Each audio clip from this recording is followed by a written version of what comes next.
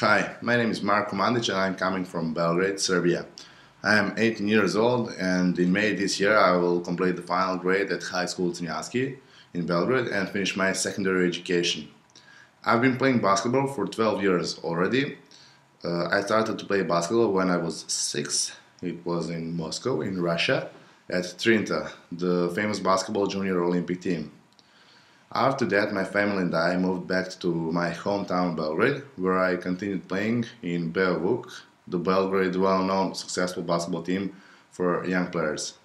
As a talented, promising player, I was offered and fought my place in the national team for players under 14 years.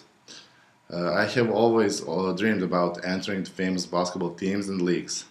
My ambition is to try to play basketball in the USA for some reputed college where I would also be able to pursue my academic studies.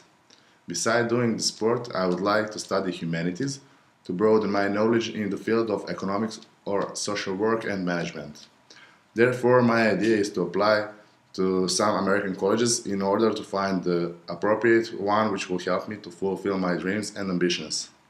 I hope you may help me to do it. Bye.